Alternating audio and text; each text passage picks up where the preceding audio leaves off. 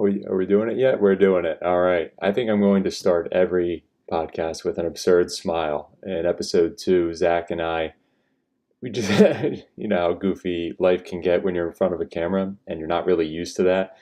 So our only inner intuition was to look at the camera and smile awkwardly and crazily. Anyways, welcome everybody to episode three. It's episode three already. I can't believe it myself. This thought, I would like to read this thought as I wrote it out when I had it, maybe 2 months ago. It's called Yoga and the Bum's Work Ethic. Who's the bum? I'm the bum. Trust me, I'm the bum. Which is funny because I'm recording this right now in the middle of a work break that I myself have deemed a break from work. Maybe an hour, 2 hours, I don't know, whatever. I'm still getting the job done. So here it is. Flaws and all. Here's what I wrote. I hated working. I hated anything having to do with working.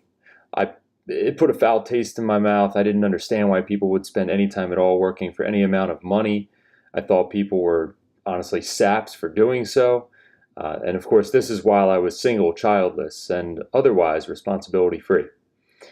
And that's not counting the encumbering student debt, but I know people my age can relate to that, and no one's going to feel sorry for me when I say I have debt. I still have bills to pay besides that debt. I don't live at home. I eat on my own. I drive on my own. I do things on my own. Which, hey, that's cool. That's nice to say. But I figured out, this is no lie. This is maybe less than a year ago. I figured out exactly what the amount would be if I chose to not spend anything at all except for on the necessities. And I decided I need to go out and make at least that amount of money to keep afloat in my life. Problem was, work is kind of hard to come by when you don't have a steady job, and then you find that out pretty quickly. And that and unexpected expenses always occur. Murphy's Law, what can go wrong will go wrong. Car breaks down, there's $1,000. Got to take Dolly to the vet. That's also obscene amounts of money if and when that comes up. I had an old dog, Mia, that cost us $6,000 in 1 month, and that's not even the worst I've heard out there of horror stories. Just putting that out there. So yes, we do love dogs more than ourselves, I think, because I don't even go to the doctor when I think I have an ailment. I'm not spending money on me, no way. And I had just been fired from one job. I took this job for literally less than a month. I decided I would try it out. It seemed like a good idea at the time. However, by me quitting, it kicked me off of my unemployment money for the foreseeable future. Yeah, I was on unemployment for a while, maybe a few months, and I was looking for a job, but I was taking my time with it, right? Maybe you've been there. And a lot of people I know haven't. A lot of people will hate me for just saying I've taken unemployment. Trust me, I know there are people out there who've been working since they were 13 with 3 jobs and through college, and no matter what, they had to work. I'll be honest with you, I didn't have that kind of life growing up. I worked for play money. I was in a home where there was enough money to support the household and my own food. So the necessity to work wasn't there yet, all right? I didn't learn that till later. Hey, we all have our different paths, right?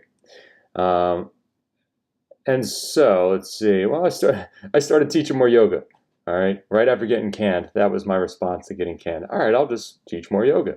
For those of you who teach yoga or know a yoga teacher, a full-time yoga teacher, the amount of driving and running around to different studios at all different times of the day and of the week is just not sustainable in my view. Unless you own a studio or unless you're getting paid really well from private lessons or anything like that, you're basically making, at one point I was making 22 bucks a class at this one place, up to 50 bucks a class, and you still got to drive a half hour, 45 minutes away to get there for your 1 hour class and all these things. So listen, it's cool, it's fun, you meet a lot of people. Is it sustainable over the long run? I think many of us yoga teachers have to figure out a better organization for ourselves so that we can be truly effective when we are teaching. Anyways, end of my yoga teaching rant. And it's not because I necessarily wanted to go and teach that much yoga, because it really does take a lot out of you doing all that, but it's because I had to. It's the only thing I didn't really mind doing, actually. I didn't consider it much of work. The driving to was the work.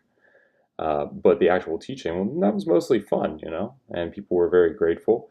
And then I quickly learned I was reliant on the weather. So if it snowed, I wasn't getting to work, which means I wasn't making any money.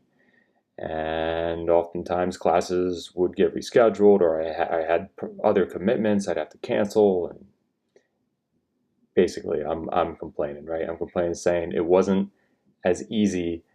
I'm going to say the word easy as our 9 to 5, even though our 9 to 5, trust me, I'd been in for 4 years at that point. I decided it wasn't for me. We'll all complain about our 9 to 5s, but there are some benefits to it too. And I won't say that it's necessarily better or worse, depends on the work you're doing. So it honestly was a pain in the ass, and I knew it was the only way to keep me from moving back into my dad's house into the basement. And that's another big fire under my ass, was you are not going back to daddy's. You are not running back home. I know plenty of people move home to save money. Just what is not for me, never will be again. Thank you very much. I love earning my own keep, at least to that extent. And, you know, it was months. I would say it was months while I was doing that. And then I ended up taking a job. Taking a job because it was regular pay. I could finally not just break even in a month. It was in February. This was after 5 months of running around doing just yoga. And I hated the ever living, you name it, out of that job. I was selling gym memberships. I thought to myself, yeah, that matters. That's important for people. Yeah, sure, put them in the gym. Most people you sell a gym membership to, by the way, they never actually go to the gym. You haven't changed a lick of their life other than that they're going to pay absorbent amounts of money every month to stay a member of a gym. A little bit of my cynicism towards some gyms, certainly not every gym. But it did light that fire under my butt once again. I thought, here I am making a little bit of money. I certainly don't spend as much as I used to. I don't go to bars anymore and spend 35, 50 bucks, 60 bucks in one night. It wasn't even a question in the last prior months to that, and unemployment. I did not go spend my money because I knew I'm just spending on necessities. So I learned a lot of new habits that actually would help me when I started making money. So I got my jobs. I said teaching, no, not even teaching, still teaching yoga, but mainly working at this gym for 40 hours a week. Ended up quitting it because I got an interview that took me in within 2 days. I ended up getting a better job. I won't mention the personals of it, but it is fulfilling work. It's still a 9 to 5, people. Still a 9 to 5. However, the will to work became a little bit natural. One, because of necessity. All right, not sustainable life doing what I was doing, so had to move on. And until I make it big doing whatever comes next, I have to stick to some sort of regimen so that I can put food on my own table and feed my own mouth, and eventually maybe have a house, right? Maybe have the kids that I want someday. Be able to afford the emergency vet bill should Dolly need to go in. Those sorts of things. Money is an important tool, all right? Let's not underestimate its usefulness to us in life, right? I know it ain't everything. I'm not saying that. But earning the money again in a really good way that made me feel good about what I was doing. Now I'm back on track with that. I love doing it. It's been months doing that. I'm still working on other parts of me all of a sudden. Now all of a sudden I'm going the extra mile and starting the coffee company, starting X Yoga, and trying to fit in these podcasts and trying to keep on teaching, which I still do. And it's hard. It certainly isn't easy. And I'm not saying I'm the most amazing person on earth. Thank you very much if you think so, but I doubt it. I doubt we all think that about anybody else but ourselves. And even then, it's really hard to come by when we feel that about ourselves. But these months of working and realizing, hey, it's not always about making myself happy. There are some sacrifices that need to be made for yourself, for the betterment of yourself. So I'm in these jobs right now and I'm doing good work, and yay me, but they are affording me the lifestyle to go out and earn some other things. So during these months I did learn, and it brought me back to my when I was doing teacher training in yoga, and we learned the 5 niyamas and the 5 yamas, basically do's and don'ts. Think of them as 5 do's and 5 don'ts about life in order to attain fulfillment. Now, I can poke holes in a lot of these yamas and niyamas. I'm going to not bother to do that today. I think at face value, there is a lot of gold within these truths, and I think it relates to having been doing yoga now for years and what I've learned on the mat, congruent with what I've learned in being unemployed and then being employed with something that actually does it for me. So on the mat, what do we talk about when we're talking about building inner heat with the breath? It's called tapas, this inner heat, this inner discipline. What does that mean? It means I'm taking the time on the mat to focus on one thing, right? I'm focusing on my breath. I'm focusing on my pose. And in that one asana, that posture, that pose that I'm in, there seems to be infinite ways to do something, but there's very finite ways to do it right. I'm talking about alignment. I'm going to use Warrior 2 for an example. If I want to keep my hips open, there's certain ways that my legs have to stand and that my knees are going to be structured in alignment with the rest of my bones. And then there's the upper body feeling in complete equilibrium above the torso. And then I have to expand the chest in a way that doesn't put me too far forward or too far back over my hips so that there's not too much weight leaning left or right or sideways. And everything just feels natural. Meanwhile, I'm lifting the crown of my head up toward the ceiling so that my neck has plenty of room to turn a little bit and look over my middle finger and let that be the only thing that my mind is attentive to. Do you think all of that came from the first yoga exercise? No friggin' way. That takes practice. It all takes practice. By the way, not perfect at it. Still having thoughts about what I'm going to have for dinner in my Warrior 2 pose. Whatever. It's there. It's there. I can acknowledge it and still work on my Warrior 2 and think about my chicken salad that I'm going to have later. If it has cranberries and walnuts in it, all the better. Oh, not the Warrior 2, by the way. I'm strictly talking about the chicken salad. You have to try that. If you haven't had chicken salad with walnuts and cranberries in it, my God, maybe some apple slices in there too. Yeah. All right. Back to it. So that's tapas. That's one of the do's in yoga. All right. I think it's a yama. I always get the niyamas and the yamas confused, what they actually stand for, but let's call it a yama. It's a do. All right. You work on this heat, this discipline of the self. And so by doing that on the mat, do you think you're just taking it on the mat every time you enter a yoga class? First off, chances are you're like me and you have to relearn it a little bit every time you get to it. Same thing is true about when we're actually out in life and I have to gather the inner discipline to wake the F up and go to work. And not just because it's required of me, but because now I'm teaching myself that I need this, I want this. This has to become a part of me if I'm going to lead a healthy lifestyle for myself and for others around me. Guess what? I'm still aware that many of us are not fulfilled by work. So if you're one of those people, let's talk. Let's talk about what there is available to you at your work. And if it's not enough, we got to talk about how you can have an exit strategy to work on what might be on the other side of that, what might be better for you in the long run, hence good for everybody else around you. And then there's Svadhyaya. Svadhyaya is interesting. It's like a self-reflection. It's number 4 on the yama list. Self-reflection, man, you get to learn so much about yourself on the mat. You get to learn when you're being impatient. You get to learn when you're angry because you can't quite do a pose, or tree pose is not sticking with you that day. You're falling over left or right or sideways.